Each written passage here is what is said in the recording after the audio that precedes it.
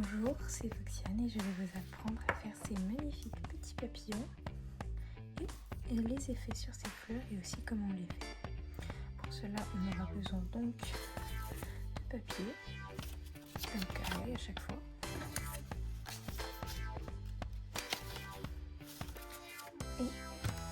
et de feutre à alcool. Celui-là, j'utilise ce type-là.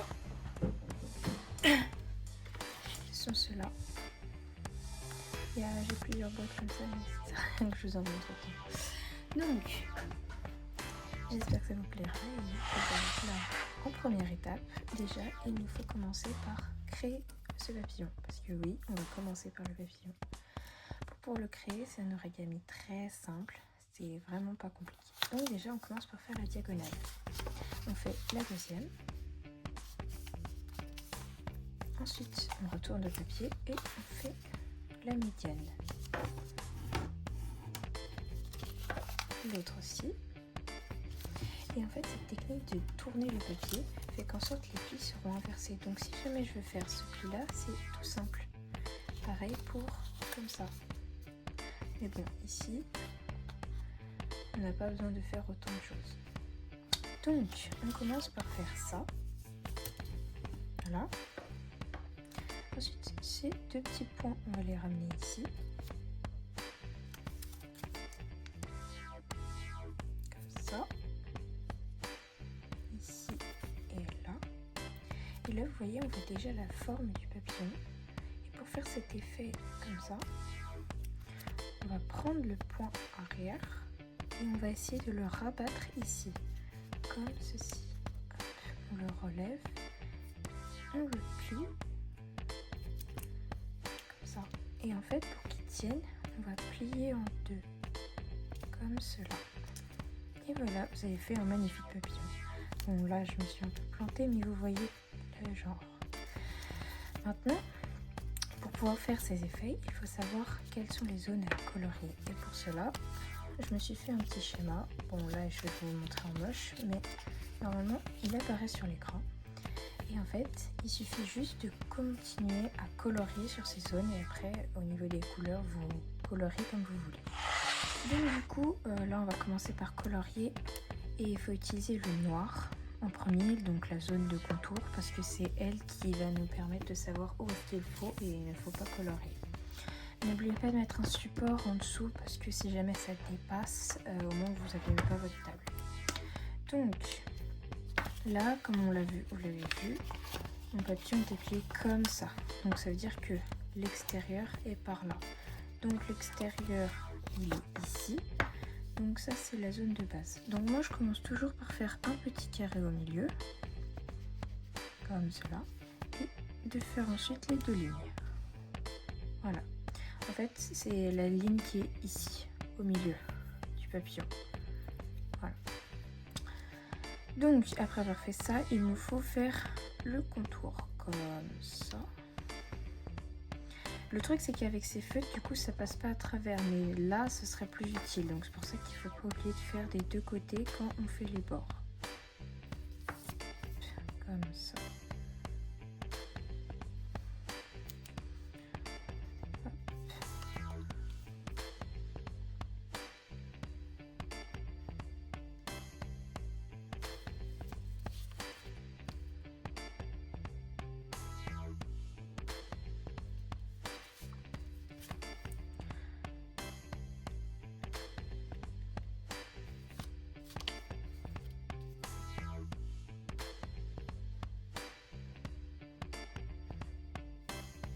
En fait, cette étape, elle nous permet d'avoir aussi des zones qui pourraient être en blanc si on les colorie pas. Celle-là, par exemple, ici, vous voyez, si jamais elles n'étaient pas coloriées, si je n'avais pas fait cette étape, en fait, il y aurait du blanc, donc ce serait logiquement moins joli. Et en fait, ça permet aussi d'avoir juste les zones qui sont visibles à colorier, donc d'éviter qu'on utilise de la couleur pour rien. Ensuite, là, vous voyez, il y a des petits triangles. Là, on le voit légèrement, mais ce sont les triangles. Donc, ces deux petits triangles-là, ce sont ceux qu'on a pliés tout à l'heure. Donc, ça, c'est la partie basse et ça, c'est la partie haut. Voilà. comme ça. On va faire des arcs de cercle qui partent d'ici et qui vont jusqu'à la base. Comme ça. Comme ça. Si jamais vous arrivez jamais à vous rappeler de où est-ce qu'elle est cette barre là, vous pouvez la faire des deux côtés. Ça changera pas grand chose. Au moins comme ça vous êtes sûr de ne pas vous tromper. Hop, on fait ça partout.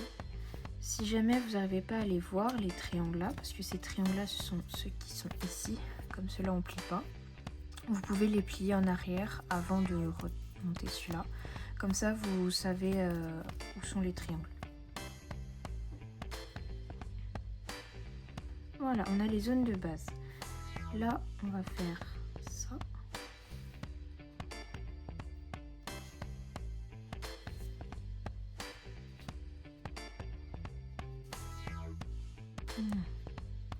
C'est aussi, ça ce sont les zones ici. Ce sont ces zones-là qu'on colorie. À partir d'ici, vous pouvez faire quasiment tous les effets que vous voulez. Donc là, par exemple, j'ai fait une sorte d'effet de vague. On dirait vraiment du Wi-Fi quand même. Là, j'ai essayé de faire des ronds. Parce que ça fait très désuet en fait. Voilà. Donc après, la seule limite, c'est votre imagination. Donc là, vous prenez des couleurs et vous les placez un peu comme ça. Donc là, on va tester. Là, je vais prendre mon rouge. Par exemple, faire ça. Hop. Et là, le but, c'est d'essayer de faire la même chose à peu près de l'autre côté.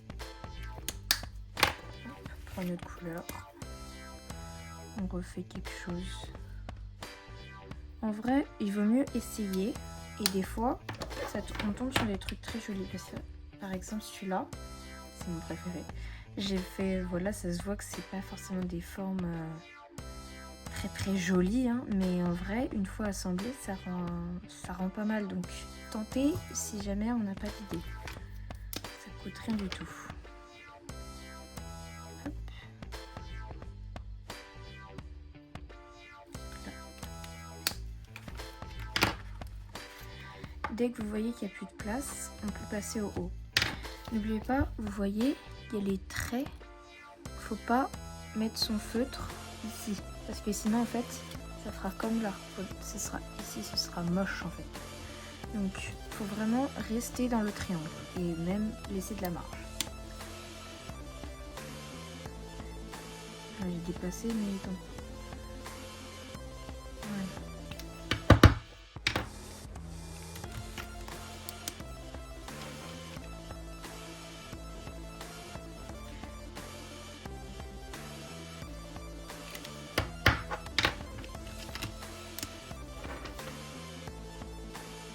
Je rappelle, je ne fais aucune collaboration commerciale, je ne fais que dire quels sont les ustensiles, on va dire, que j'utilise.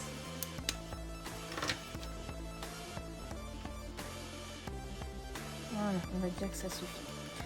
Une fois qu'on en est là, avec mes feutres, il faut attendre un peu que ça sèche, parce que quand on va ancrer, ça risque de faire très joli si jamais on encre maintenant.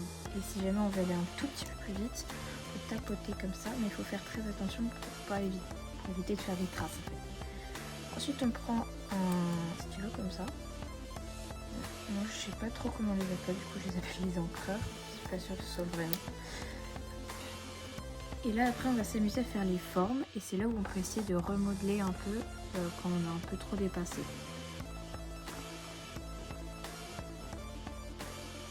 Voilà.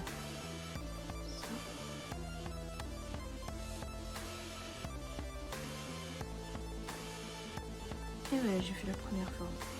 Et une fois qu'on a fait ça sur tout, il n'y a plus qu'à passer au noir.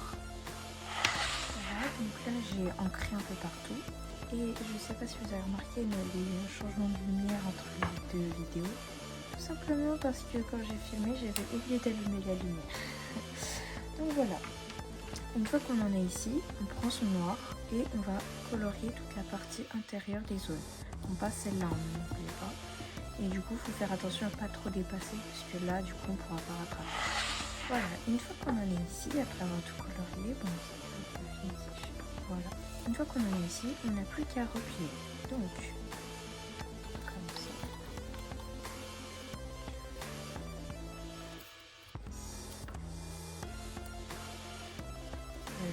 Mais j'avais fait très du mauvais côté. Voilà, du coup ça me donne ça.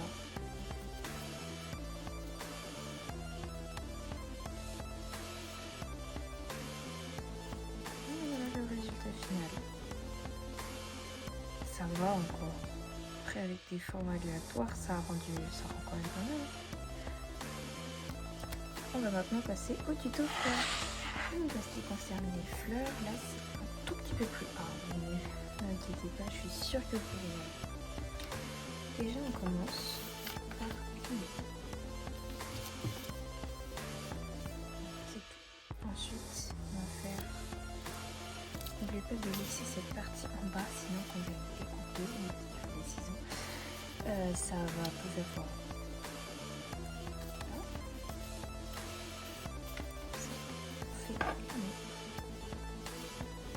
Pour avoir un point de croisement. Donc là, celui-là, il va aller ici.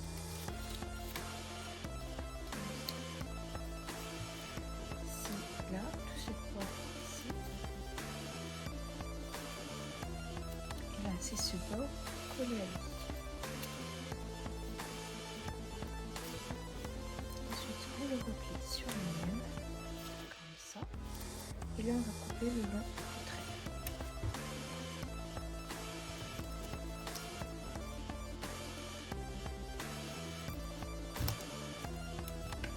Donc ça c'est coupé et on déplie. Voilà, normalement vous avez une sorte de pentagon. Vous allez prendre un du côté avec ça comme milieu. Vous allez poser hop par-dessus, par-dessus. Ça c'est l'étape la plus compliquée. Après ça va être tout simple. Je fais ça, ça.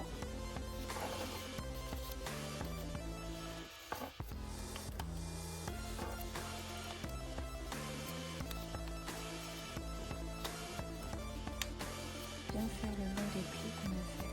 Voilà. Il faut avoir 3 d'un côté et 2 de l'autre. Ou équier, on s'en fout après. Voilà. Comme ça. Ensuite, on va replier ce bord, mais juste un tout petit peu. Hop. Pareil ici, mais dans l'autre sens. Une sorte de petit carré ici. Ensuite, on va l'ouvrir délicatement pour éviter que ça ne se défasse trop. On retourne et là. Là, il va falloir essayer d'aplatir tout ça. Donc, on prend de côté. On va essayer d'aplatir comme ça pour qu'il y ait cette forme de Z. On fait pareil à côté. Et à chaque fois, on va essayer de titiller un peu le petit carré pour qu'en fait, à la fin, on l'aplatisse complètement. Voilà.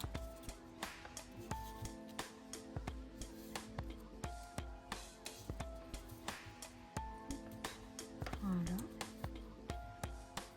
Et quand vous pensez que c'est à peu près bien, vous pouvez appuyer. Tadam! Là, du coup, il est devenu tout plat. Vous avez vu? Vous voyez déjà la forme. Là, il va falloir à nouveau découper. Et c'est l'avant-dernière fois, parce qu'il va faire les petits trous. Donc là, vous voyez, sur cette espèce de Z, il va falloir essayer de couper ici, au niveau du petit pont que j'ai fait.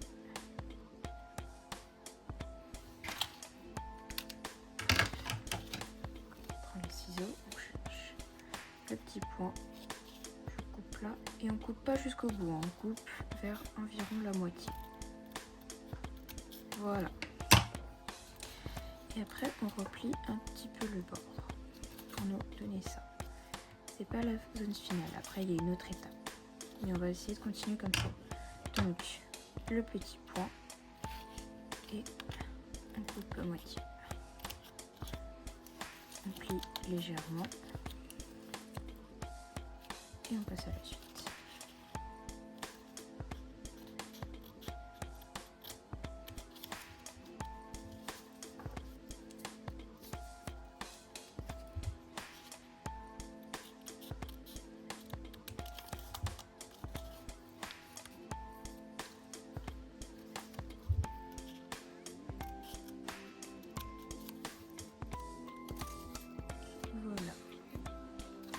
déjà on a fait la forme de base, on a découpé. Là après il va falloir essayer d'imaginer de faire des espèces de bâtons. En fait on va plier pour que ça fasse une sorte de bâton comme ça. On plie pareil de l'autre côté pour que ça ait à peu près la même forme de chaque côté. Hop. Et ça nous donne ça. Bon, après on coupera là, mais ça c'est la prochaine étape et la dernière même. On fait pareil, on plie un petit peu et pareil de ce côté.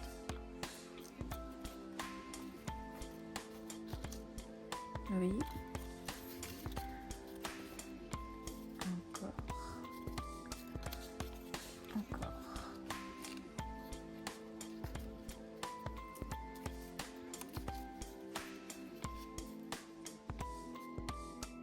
Si jamais vous n'y arrivez pas, n'hésitez pas à aller en arrière ou aller ou mettre la vidéo au ralenti.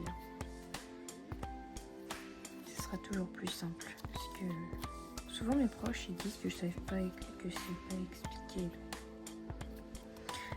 Dites-le moi dans les commentaires si vous voulez, si c'est vrai ou pas.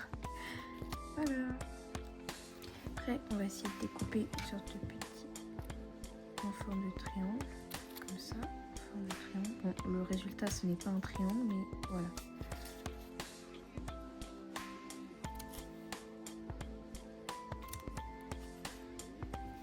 Attention à ne pas les perdre, sinon après ça va voler dans toute la maison.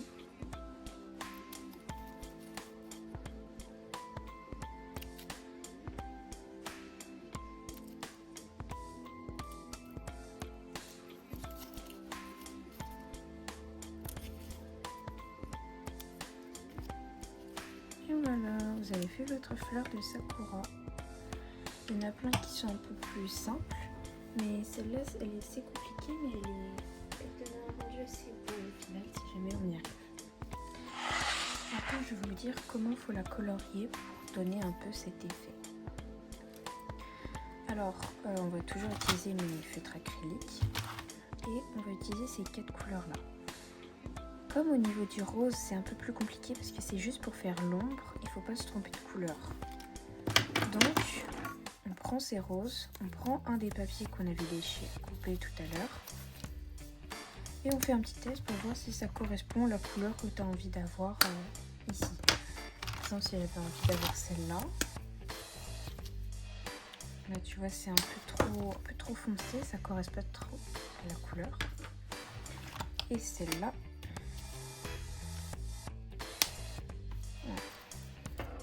moi je trouve que celle-là elle est plus appropriée pour celle-là. Oh non, ma lumière vient de mourir. Bon, tant pis, je la rechangerai plus tard. Donc bref, c'est celui-là que je vais utiliser, c'est la couleur la plus correspondante. Bon, du coup ça va se faire un peu dans le noir, mais c'est pas grave. Alors, on va commencer par faire les effets d'ombre ici. Et après on fera le centre avec ces 3 couleurs. Comme vous avez pu le constater, j'ai fait une petite pause pour faire charger ma lumière, même si je pense que ça va pas du tout être assez, mais c'est pas grave. Donc on prend la couleur et on va colorier sur les zones en dessous d'une des pétales. Donc pour cela, on peut ouvrir un peu, relever, passer comme ça pour que ce soit plus fluide la transaction et faire ça. N'hésitez pas à faire ça, ça va rendre un peu un effet plus joli.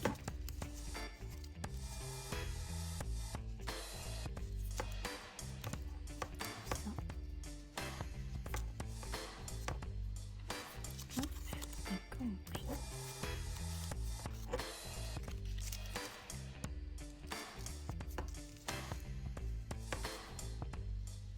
Ensuite, on passe plus de fois ici pour que ce soit plus foncé que le reste. Et voilà, on a fait la première. C'est rapide, hein? Vous inquiétez pas, quand on va mettre le centre, ça va quasiment disparaître. On fait pareil sur toutes les autres.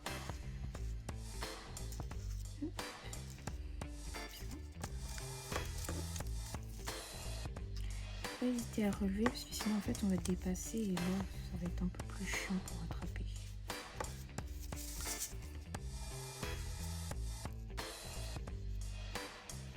En vrai, moi j'ai pas toutes les couleurs. Oh, la lumière. En vrai, j'ai pas toutes les couleurs. Donc je peux pas forcément faire d'effet plus joli que ça. Mais avec le matériel que j'ai, je trouve que je me débrouille pas mal.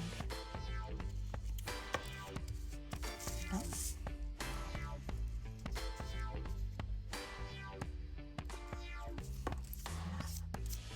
Oh non, j'ai fait un petit truc sur le tapis. Ça va encore, ça se voit pas trop.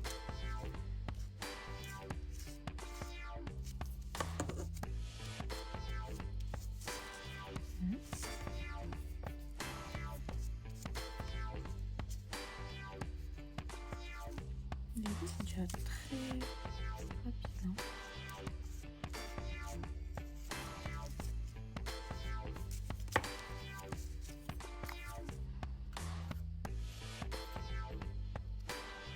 Et voilà, c'est fini. Maintenant, on va passer au centre. Donc, moi, je conseille de commencer par celui-là. Puis, donc on commence par la couleur de base. Puis, on fera un effet avec du plus clair, du jaune plus clair. Et après, on met un léger orange au milieu. Donc, avec le jaune, on va faire les formes de base. Donc, quelques petits traits comme ça. Vers le centre. On a un peu une sorte de soleil. Si vous voulez agrandir certaines zones, c'est toujours possible. Voilà, comme ça. Ensuite, avec le jaune clair, on va faire une sorte de petit fondu entre les autres. Voilà, comme ça.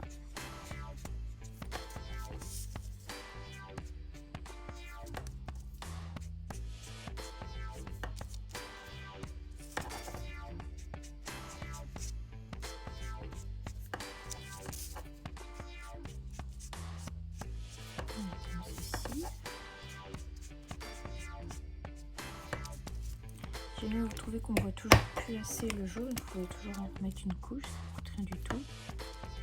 Faire attention à ne pas faire fondre le papier à force de mettre des couches. C'est tout ça. Voilà. Et après, on prend le orange et on va mettre juste une légère pointe au milieu. Et on fait comme ça pour... Voilà. Tadam, vous allez faire une magnifique fleur de sakura avec un effet. Des pieds. Voilà, et ça c'est parfait pour faire plein de décorations en tout genre. C'est la fin de la vidéo, j'espère que ça vous a plu. N'hésitez pas à vous abonner, c'était Foxyane.